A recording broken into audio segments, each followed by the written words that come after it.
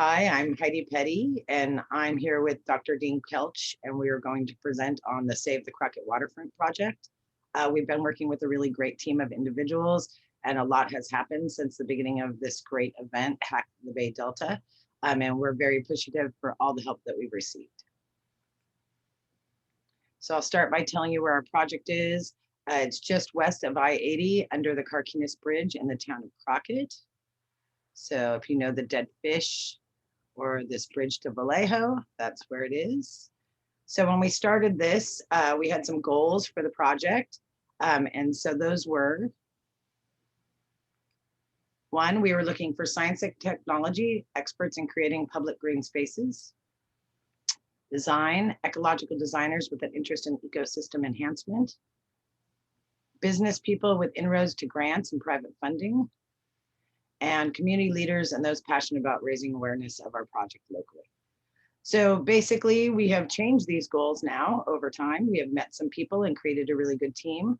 And I'm going to turn it over to Dr. Dean Kelch to start the rest of our presentation. Thanks, Dean. You're welcome, Heidi. CREEC, the Carquinez Regional Environmental Education Center, has its native plant greenhouse down here at the waterfront area, and you can see this overview of it. And in 2017, the site had become this dumping ground, and luckily, due to quite a bit of money spent and effort spent by the State Lands Commission and C&H Sugar, there was a great deal of money spent on cleaning it out. We got this beautiful site, a clean slate, ready to go and to become a beautiful community space.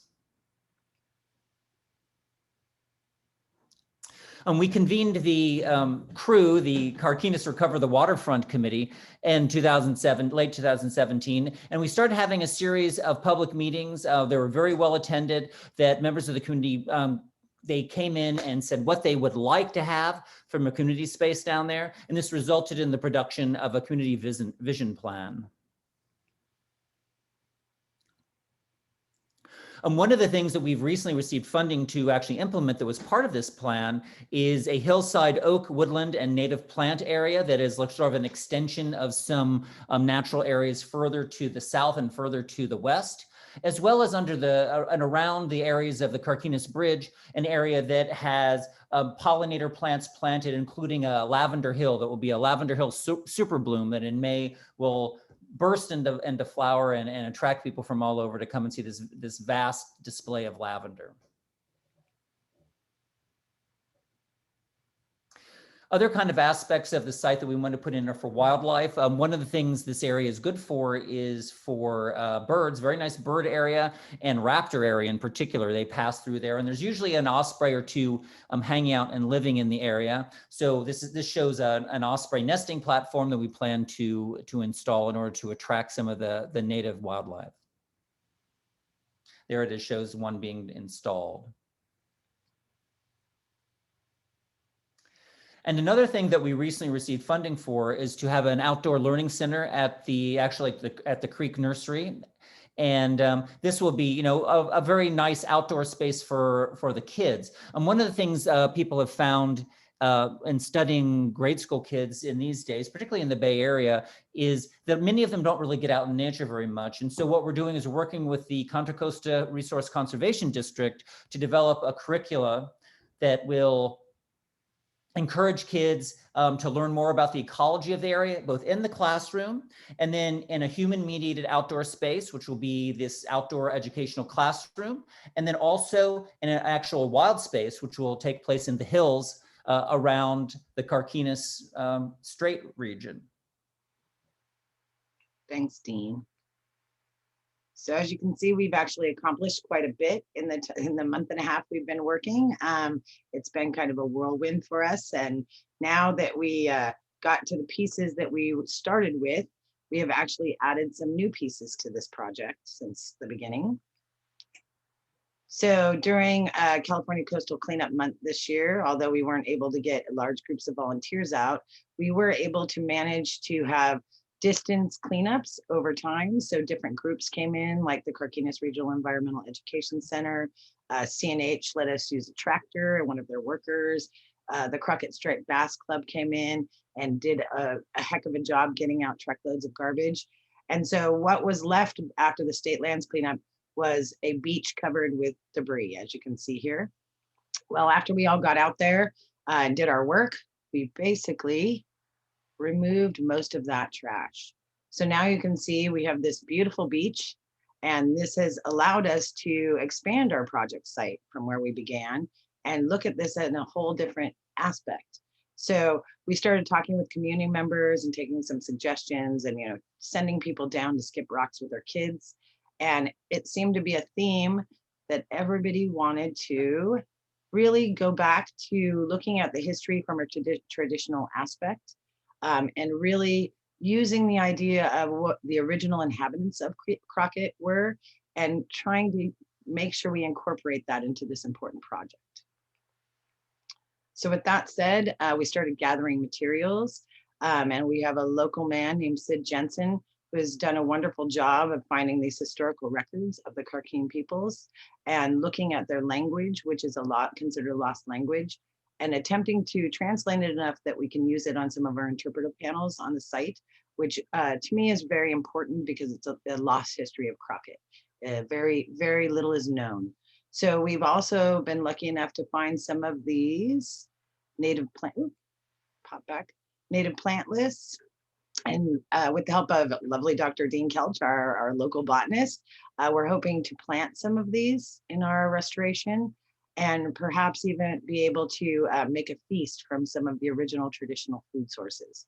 So we're pretty excited about this whole new idea down at the waterfront. So also with that same item, we also had a few more challenges to this project. So although we've uncovered the beach, we still have a great deal of abandoned metal barges down there. As you can see here, these things are huge. And initially we were reaching out to people to come and scrap them and anybody that could take them. And then I started kind of poking around and thinking about it. And I came to the idea that it's very potential for us to upcycle these barges into a science island and educational platform. So very recently, I was connected through Hack Bay and Delta, a member of Hack Bay and Delta, to Floating Islands West. And this is their project that they did for the Resilient by Design Challenge.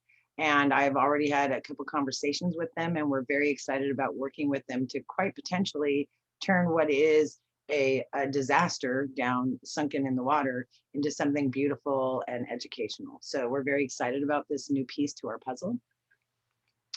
So with that being said, there's been a good change in what we've got accomplished during Hack Bay Delta and what our new future is for this project site. So I just wanted to reiterate what we are now seeking.